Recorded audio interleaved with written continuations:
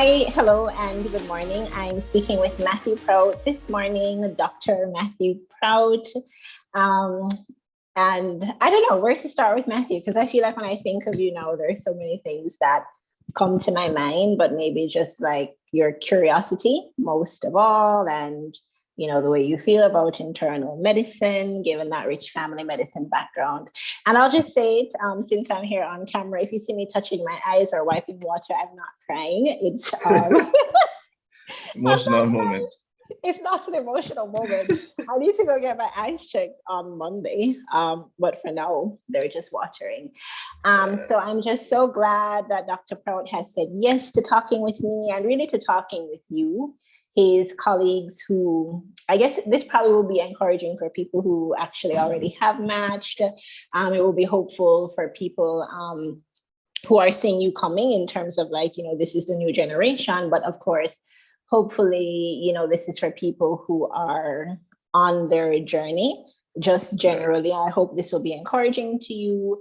And for people who are on their journey and specifically thinking about if they'd want to be a part of the IMG Residency Match Application Accelerator or work with Memorable SA, Matthew is going to talk with all of you. So maybe we can start by you introducing yourself and telling us who's Dr. Matthew Prout. So, hi everybody. I'm Matthew Proute. So, graduate of UA Mona here in Jamaica in 2016. So, I was 5 years old when I had applied to the match for this time. Actually, a re-applicant to the match as well. So, definitely, Memorable SA helped me a lot there in terms of, achieving my dreams, achieving my goals, where it came on to internal medicine. So, as Shanaki rightfully said, I've been working in family medicine now for probably about 3 to 4 years after I completed my internship and SHO years at UWI, but I still fell in love with internal medicine and just wanted to continue there. So that's why I had decided to go the internal medicine route when applying for the match. And so who else is Dr. Matthew Prout? What do you like? Who's the human being outside of the match? Yes. Well, pretty laid back, like to play sports. So I love to play badminton. Funny enough, something that I love to do is to build Legos. So that was my thing. But just, interested in life in general, just trying to, be well. So I try to exercise as much as I can, play sports when I can, just hang out with my friends, go out when I can. So just a pretty laid back person, I think. Very chill. But outside of that, I just try to go to work, get things done, and, come back out. So that's pretty much it. But yeah, in general, that's good. So could you share with us a little bit about why you actually decided to apply to the match? Because as an FMG, you had the option of perhaps pursuing residency locally, with other IMGs who are offshore. That is not actually an option in their book. But why did you decide to look at the match, given that it's not something that you necessarily had to do? Okay. So really and truly my experience here, I mean, the training is excellent, but I kind of wanted to broaden my horizons, just to get exposed to, I don't like to say it, but first world medicine, really and truly, things that should be done rather than doing what you can with what you have, right? Okay. So the programs here are fine, but I had wanted to really and truly broaden my scope. So I looked to the US, looked to the UK. Of course, the UK was pretty far, so I decided and chose, all right, I'll go the US route. Having had friends who had done it, who were in residency there and hearing of their experiences, I realized that it would have been a good opportunity to take my training from here in Jamaica and carry it over there, broaden my scope, increase my skill set, and then at that time, decide whether you stay over there or you come back when you're finished and, give back here. But that was really my choice behind it. Or my reason behind it, I should say. Internal medicine grew on me, as I said. Certainly as a medical student, I didn't want to do internal medicine, I won't lie. And as an intern, I still never wanted to do internal medicine. But while practicing in family medicine, I realized more and more that I really was intrigued by internal medicine. And so I chose that route. Internal medicine here is rough. But you know, I mean, it's going to be rough anywhere you go in terms of residency in general, but it's just good to know that you're able to be exposed to so much more in the US, just based on what they have to offer at the time. So that was really why I chose to go ahead, you know, and apply to the match and see if I can start residency in the US. All right. What was it that made it click, that made you decide, okay, I'm gonna go all in for internal medicine? What were you seeing? Because oftentimes, actually, I do meet people who at the stage of applying to the match, they're still not sure. It's still kind of like 50-50. So what kind of things helped you to make a decision that, hey, I'm gonna go and do my training in internal medicine? Okay, so being in family medicine and working in two different types of settings, so I saw quite a bit of patients.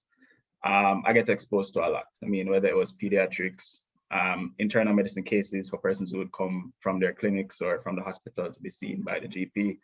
I would see surgical stuff, O&G as well, so I'd manage a pregnant patient, etc. I found that I really and truly gravitated to all the patients who came in with internal medicine pathologies, internal medicine issues. I mean, I quickly realized that pediatrics was not it. Obstetrics was definitely not it. Coming up through medical school, surgery was definitely on the radar, but I think for surgery, it was more so the work-life balance that I realized that I didn't really want. And, you know, as I said, I fell in love with just dealing with the patients who had, you know, internal medicine issues, specifically cardiology problems. That was something that I really, really enjoyed. And even just studying for the steps and, you know, studying for my exams, whether it was step 1, 2, or 3, I found that I really liked learning and reading about the internal medicine stuff. So I think that's what really cemented it for me. And then when I went on to do my US clinical experience, it kind of confirmed to say, well, all right, yeah, you made the right choice. You know, internal medicine definitely is it. So I think that's why I would say it clicked. I do want to ask you, because you mentioned that you were a re-applicant to the match. Would you just kind of touch on what kind of support you had in your life to make it possible for you to be a re-applicant? And so not necessarily memorable essay itself, but, you know, like the friends and the family closest to you, like what was that dynamic like? Because I think you were just pretty like, hey, all right, I'll go again, you know, and sometimes it's something that really, well, I guess you said you're laid back, but sometimes it's something that can be really devastating to a person not matching on that first attempt. So how did you deal with it? And how did the people in your life help you to deal with the unsuccessful attempt? Right. So to be honest, yeah, laid back, but it was definitely, you know, crushing. Especially, you know, having your colleagues who have applied with you, they're getting through, and you feel as though, all right, you're still stuck here. I think, well, certainly my loved ones around me, my family, my closest friends, my partner, you know, it's always been a situation where everybody has really seen the value in you. So everybody's there to really say, look, you know, it's not representative of who you are or how you are as a physician. It's just a part of the game. I mean, if you really look at the statistics at the end of the day, you know, if IMGs are applying to the match, you may have a match rate of about, let's say 60%. So, you know, if 10 of you are applying, you know, it's likely that 4 of you won't get through. It's unfortunate when you're that person, but, you know, if it's something that you really want, I think having my family and friends and even colleagues who had matched, you know, who were there to support me and say, boy, you know, Matthew, keep it going, keep it pushing. It's something that you really want, you know, and you stay at home and you see the shortcomings of the system here. And that kind of drives you, or drove me at least, to say, well, look, you still need to go. I mean, there's an expense attached to it. There's a lot of work attached to it, but, you know, it does help a lot. And certainly with, you know, having you and team at Memorable Essay, that was good to really kind of rebrand me as an applicant, you know, and allow me to improve my application, you know, with the reapplication itself. So little things that I thought were, I guess, unimportant, you know, weren't really memorable, became a part of my actual story. And I think that helped me along the journey as well. So certainly when I did a match, you know, on the first time around, it was definitely gut-wrenching. It was hard. There were times when I said, well, look, I'm not going to do this again. And that's just even taken away from the monetary aspect. It was just, you know, it was very discouraging because, as I say, it's hard not to look and see and everybody getting through and you aren't. But as I say, rightfully so, statistics are statistics. And, if you really want it, you can get there. Even with any red flags on your CV, it's possible once you, put your head down, you get your application together, which, highlights the importance of the application itself. And you just move forward. But I definitely had a lot of friends, a lot of family, a lot of loved ones really behind me. So it definitely was a team effort. And I don't think it's a journey that really and truly you should walk by yourself. Even separate and apart from a memorable essay, but ensure that your family is behind you, your loved ones, if they can understand as best as, they can, you explain the process to them so that they know, that this is really a tough process, because it can be draining, both on the exam side, the application side, interview side. I mean, it's a lot. So I think having that support system really and truly helped me a lot. I can honestly say I was definitely very sad after not matching. So, it was a nice end to the story, or I should say the beginning of a new story. The beginning of a new chapter. You finally matched. So it is possible. And I definitely want to say that, if it's something you really, really want, you close your eyes and you just keep trying, but just always try to improve the application. Never go back in there with the same thing. Just keep doing something else. Just keep moving forward, and it works out. Right. And I'm glad there are two things you said that I'm just gonna add a little bit to it. So I'm glad that you said that, your family and your friends reminded you of your value, and that it's not reflective of how you practice as a physician. Because I think sometimes, because I guess in admissions in general, but then especially for this process, when you have, scores, because you have that med school transcript and that MSPE, the little box where they just label you excellent, good, average, you can kind of feel like those numbers or feel like those scores. But the truth is that a patient is never going to be like, so what was that step 2 CK again? They don't really care about that stuff. And so that's what you need to, connect to. Right. And Matthew had spoken about, persisting even if your CV has red flags. And I just wanted to clarify and say, I personally don't think you had any red flags, maybe like some weaknesses. But I absolutely get what you mean. And I know what people get too. But just in terms of who Matthew is, it's definitely not like, crazy. More like a weakness than a threat sort of thing. Yeah. Okay. All right. I mean, you turn the weaknesses into strengths, so that was good. Exactly. So that's good. That's always helpful. You kind of alluded to this before, but I guess maybe if you could just share with us why you actually decided to get professional support for the application. I actually don't know if you had professional support for your test prep, but for your application portion, and I guess just that actual one-on-one feedback and the mentorship, why did you decide to, I guess, get support in general? And then two, why did you decide to work with us? Okay. All right. So the first time around I applied to the match and I didn't get through. At that time, gut wrenching, yes, but I pushed forward. So I applied to the match 3 times. So this was my 3rd attempt, no successful. So that's great. Thank you. So the first time I didn't have any help. I did it myself, did my steps, went forward. He said, all right, that's going to be it. Then scrolling through social media, you popped up and I saw a video. So actually that's how I got introduced to Memorable Essay. So I watched the video and I was like, oh, this is intriguing. And I really don't want to have to go through this again all alone.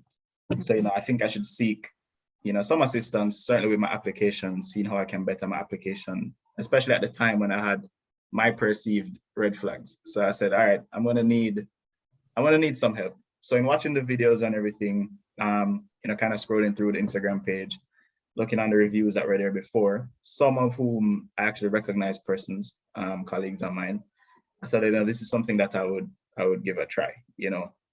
I have nothing to lose at this point. I've already done my steps, so there's no change in your scores and all of that at this point. The main thing you can change is your application, which really and truly, alludes to the importance of the application itself. So then we had our meeting, to kind of see if I would be a fit for the team. And I was just blown away by the whole process. Actually prompted me to recommend a friend of mine just from that alone. But that was really why I thought about it. And then, it was definitely not a decision that I regretted at any time. Just the way that you had put it together, the package explained what it is that it would involve, that, well, you'd still have a lot of work to do, but I'll guide you along and help you streamline that application and make you, stand out of the applicants of 10,000. One person coming from Jamaica, they'll remember that one person rather than the 9,999 people coming from all around the world or the US. So that was really how I got, attached to Memorable Essay. So I just took it on a whim and, it went great. And then seeing all of my friends as well who had used it before as well, that was definitely a push, to say, well, all right, they've all matched, so this must be good. And, throughout the time that we spent together, building the application and everything, I just really and truly learned more and more the importance of even the small things that you've done over your years. Right. Although very small, they're very, very important. And it's what makes you who you are at the end of the day. And that's really what, the program directors and, the other staff members and stuff at these programs really want to see. Who are they getting behind the scores themselves? Your scores have importance, but I think you as a person, that whole holistic approach to the applicant, they really do take that into consideration. So I think that's what made Memorable Essay kind of speak to me and say, well, all right, I think this is really important. Build me into who I want to be, or portray myself as what I want. Right. Yeah. Right. And as Matthew is sharing too, it's not as if I could make a new Dr. Matthew Proute, like that's your parents and your life and your journey, but it's just all about how do you package that and how do you present that, because for a stranger, and oftentimes that's what people forget, you think that people know you as well as your colleagues do, or as well as even you do. And for somebody who has a 10-minute break and they're eating a sandwich and they've never heard of you before, you really want to, one, catch their attention, and two, kind of take them on the journey that has made you into the physician who you are and has given you the ambition that you now have, for the match. So it really is something that you have to think about the person who's reading,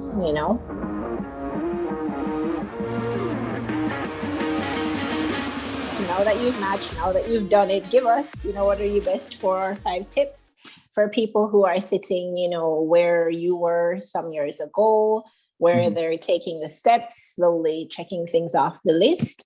And this could be any aspect of the match, like mental, financial, testing, anything. Just, please, could you share your best guidance for people who are now coming along? Okay.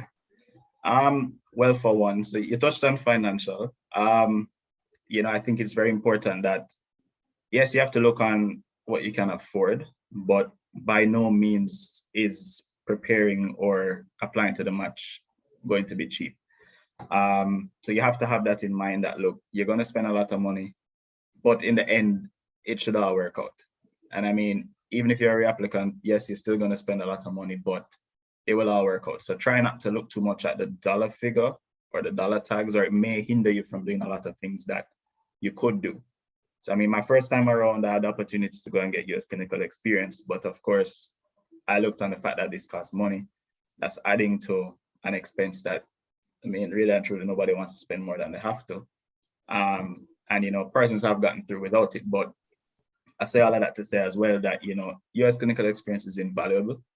I think that is something that I would advise most, if not everybody, to get, even if it's a small amount, because it is something that they do ask about, right? So even if it's a month or 6 weeks or whatever it is you can get your hands on, it's good for them to know that, well, you have worked in the system or been at least exposed to the system that you're now going to be a part of. And as a result of that, it will make your transition, or should make your transition, a little bit easier rather than someone who has not had US clinical experience. So that's definitely something I would put as one of the big tips. And then, of course, it will offer you a letter of recommendation, hopefully from a US physician, someone who they will know, or at least know of their credentials a little more than a doctor that you may have here. So that's something that is really good. Secondly, well, don't narrow yourself. I think, apply broadly, but also do your research in terms of places that do accept IMGs. I mean, not to say that you can't be the one person who will get into a state that just never, accepts IMGs. But again, statistics, the likelihood is that, there's a reason why when you look on, the programs, you do see a lot of familiar faces. It's because those programs tend to take, persons from whether it be the Caribbean or, the Middle East, wherever it is.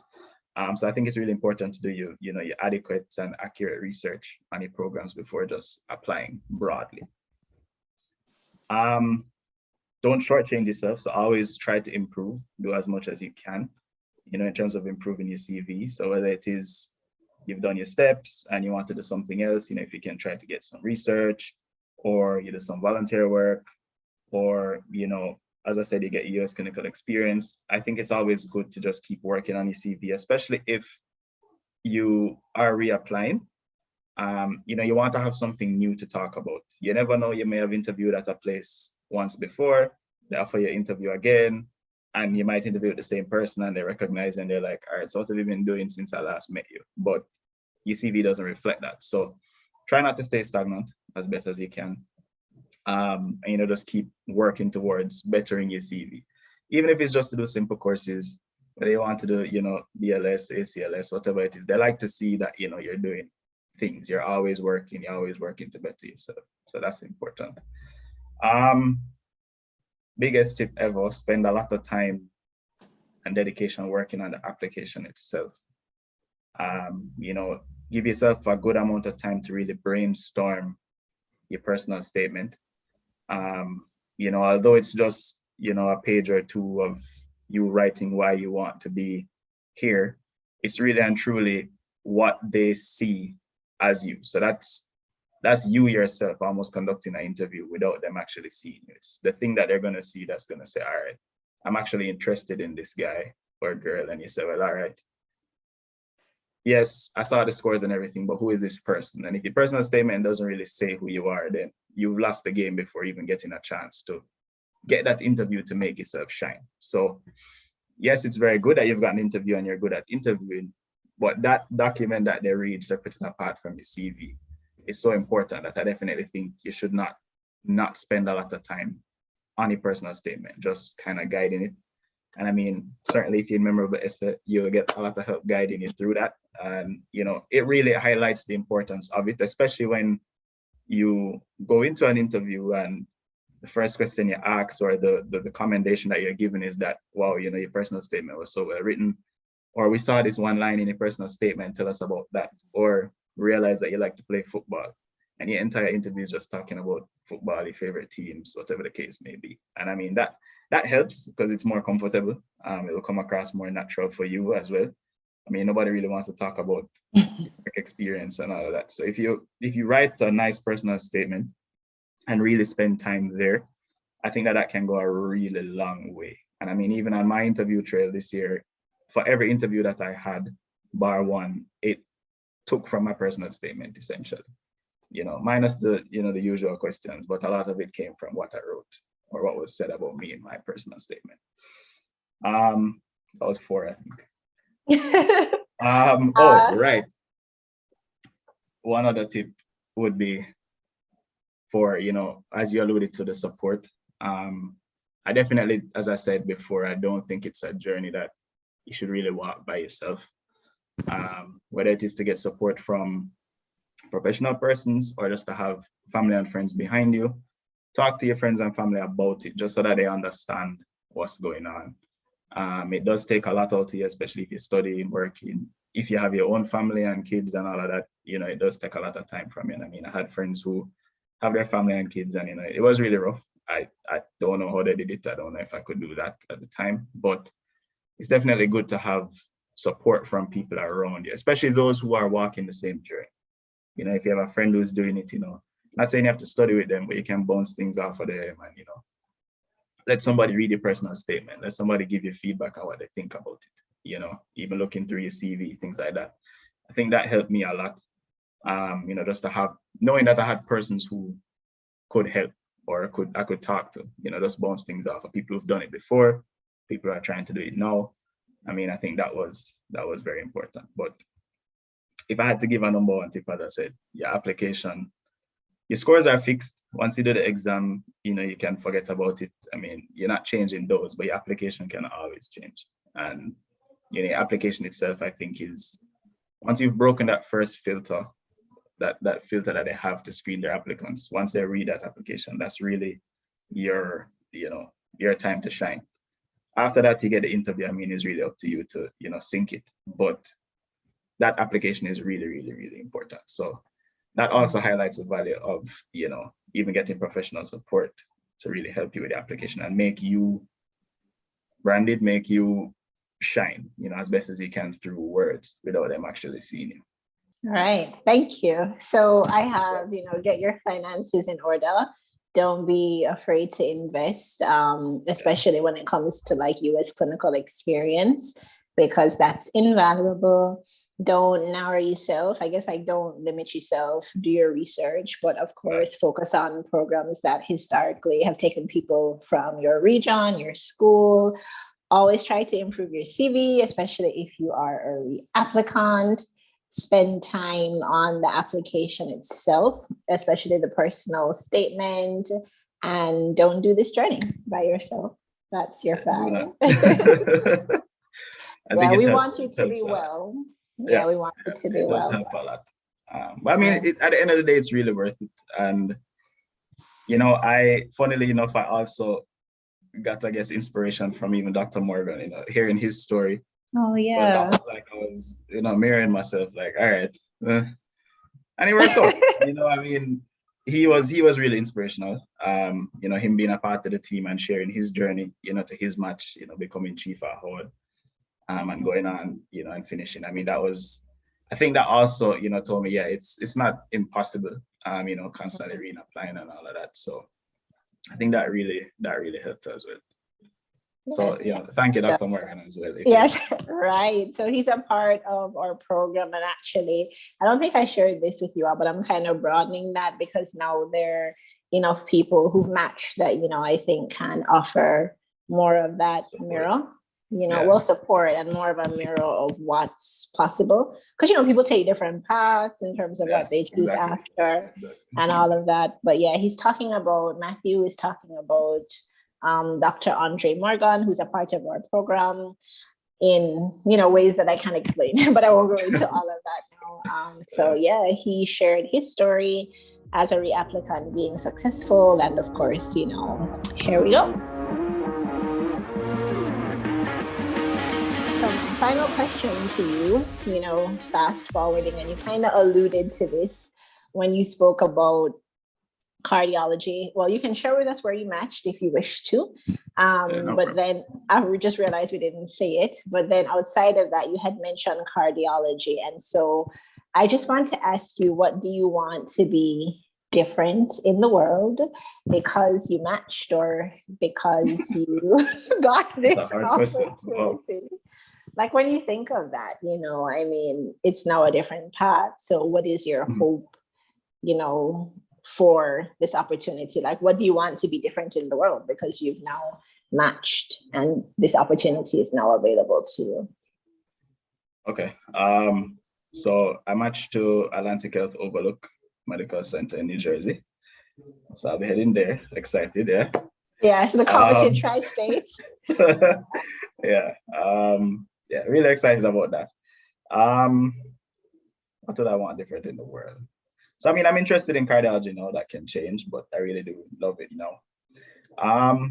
Really and truly, I think, again, from the time that I've spent in family medicine, the whole disparity in healthcare has really been, the lack of health equity has really, come through a lot. And I think if that's one thing I could contribute to changing would be to really and truly offer equal healthcare across the board, wherever I am, whether it's here or there. That's a big problem that we have, whether it is due to lack of patient education, lack of resources, lack of patient finances. I mean, no two same persons will go and get the same treatment. That's just facts, and I don't think it should be that way. I mean, yes, things are going to come at a cost, and unfortunately, not everybody's going to be able to afford things. But I want to be able to see that, that gap in equity really and truly close, as best as possible. And if I can help in any way to do that, as I say, in whichever jurisdiction I'm in, I'd want to see that change. I think that's important. I'll have patients that I talk to, and I said to them, boy, and they said, doc, if you don't have the money, you're dead. And I said, well, unfortunately, there is truth to that. You have free healthcare, yes, but the waiting times and everything like that you have to deal with. And that's not just in Jamaica. That's worldwide, in a lot of places. So, that's something that I think I've seen firsthand, and it bothers me a lot. So I think that's something I would want to see change somewhere in the near future. So, that'd be the one thing I'd want to see change in the world right now. Yeah. Okay. All right. Equitable healthcare. Yeah, definitely that. No pressure, but we'll see. We'll watch. My contribution might be small, but anyway, I can contribute. I would definitely want to say, all right, we're giving equitable healthcare. Matthews, I don't expect anything. So when I'm saying watch, just because it's your career. Sometimes I think people forget, but this really is just a huge career move. So we're about to watch the evolution of your career. And I'm just interested to see, how you do that. And then of course you are doing that just by virtue of serving, every day. Yeah. You're already doing that because without you, we'd have fewer hands and, one less mind. So yes. Good point.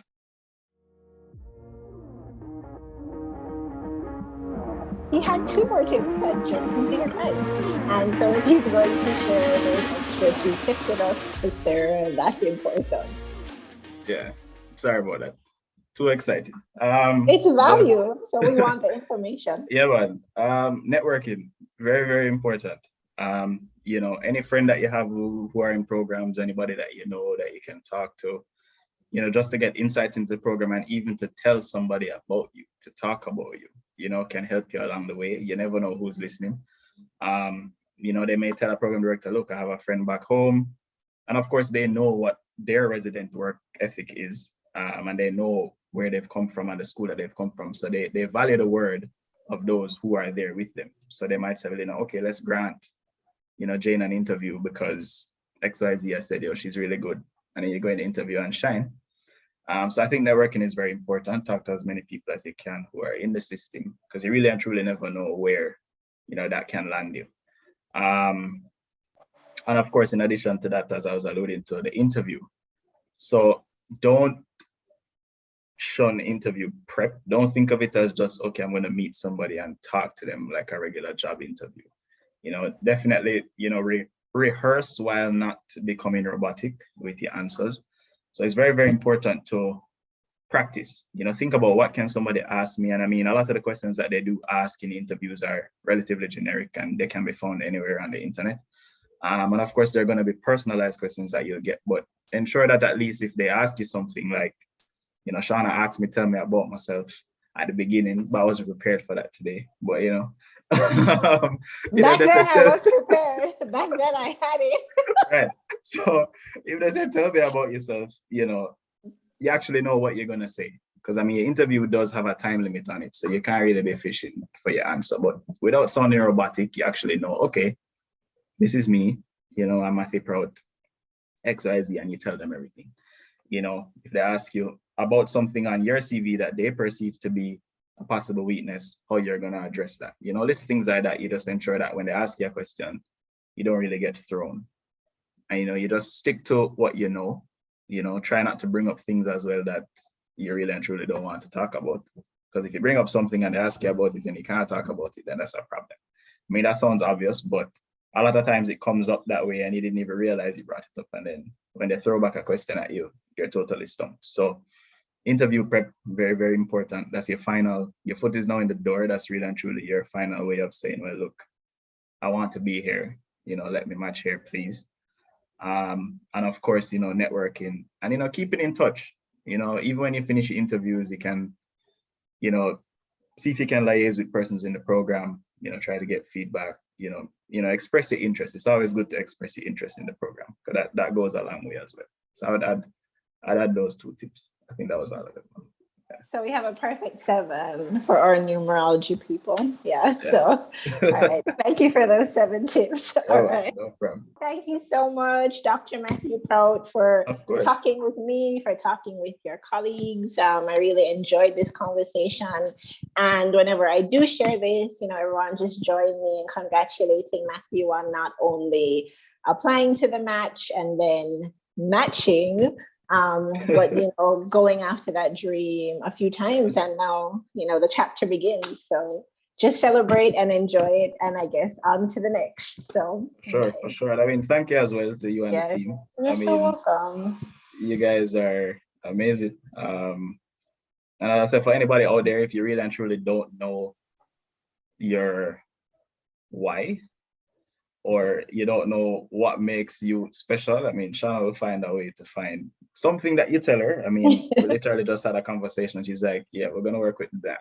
All right. Yeah. That works. That's memorable. I think she really does, find a way to, put you together and really make you, somebody that everybody want to speak to, somebody that everybody want to get to know, even if you know already that you're somebody that they should get to know.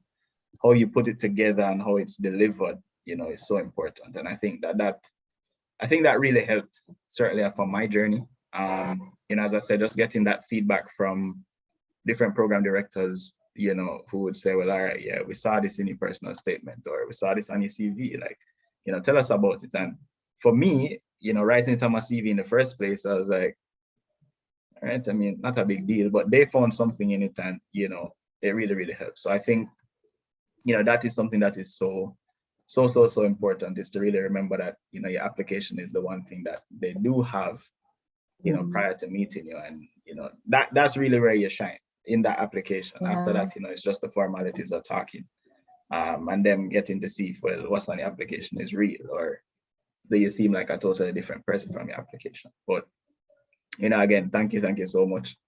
You're so welcome, Matthew. Definitely could not have done it without you guys. So yeah, that was good. Yeah. Yes, thank you. And again, if you joined late, or you're only catching half of this interview, I'm not crying at Matthew. So thank you, Matthew. And I'm glad you said that, because that's sort of the approach that, I personally take, and therefore that we take. That my goal actually for every person who, we're supporting you to get your application done, is that you actually shut that down before the interview. Because I understand from the HR perspective that interviews really are a formality, just in kind of like saying, not saying, can fit with the culture, can't really fit. But people tend to make up their minds from, just what you present to them as representative of yourself. And that's something you want to do. You want to present yourself in the best light possible. And my hope is also that you kind of get the skill to do it yourself. I wouldn't mind supporting you again, like if you are going to do fellowship or something. But I also really want you to, want people to get that skill and to be able to compete at the highest level, because it's no sense, making like you're an exceptional person, but when you put yourself together, you seem ordinary. That's just not even fair to me. So thank you. All right. That's true. All right, Matthew. Definitely learned a lot. I can't, express how much I've learned. Just even now in writing things, I can see where my writing style has changed.